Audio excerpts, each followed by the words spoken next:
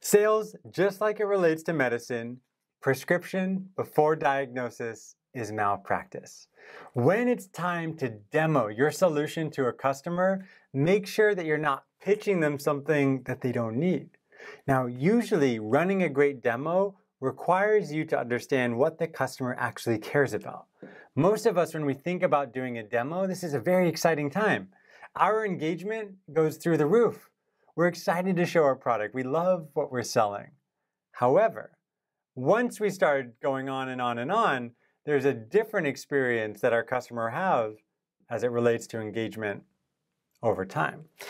The problem that your customer will have is that they'll probably love seeing your product as well, but ultimately, once you start going on and on and on, or they start feeling like this is a canned pitch, they might get distracted. Their engagement will drop. Maybe an email comes in, they'll say, yep, that's cool, and then they'll only come back at the end.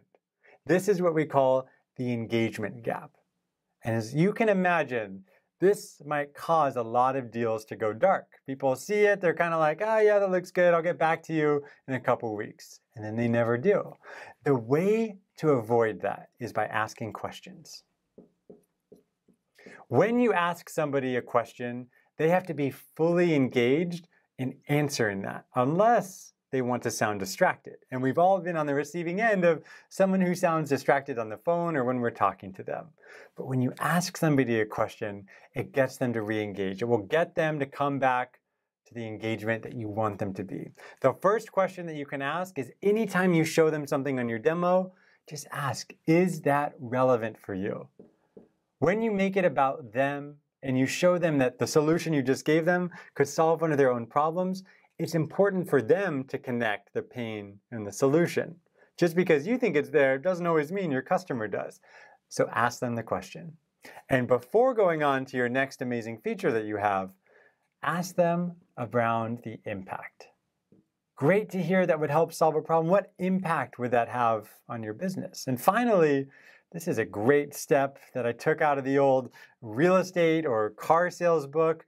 Make it emotional. People don't remember everything that you said, but they do remember how you made them feel. So ask them an emotional question.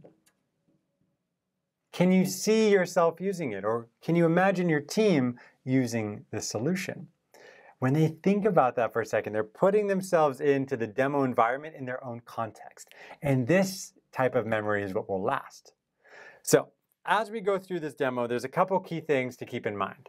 The first, don't make it a canned demo that everyone gets the exact same experience. Every demo needs to have some form of diagnosis before you start prescribing the solution. Then, because you've diagnosed them, focus on only the top things that they care about and work that into your demo.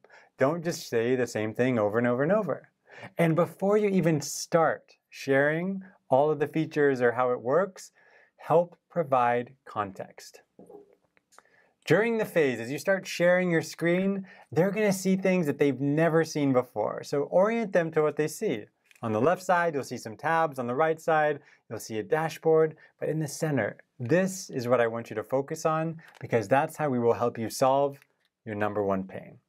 You go through the demo and then you ask them questions. And by the end of that demo, you set up next steps to send over a proposal or whatever you need to do to drive that commitment.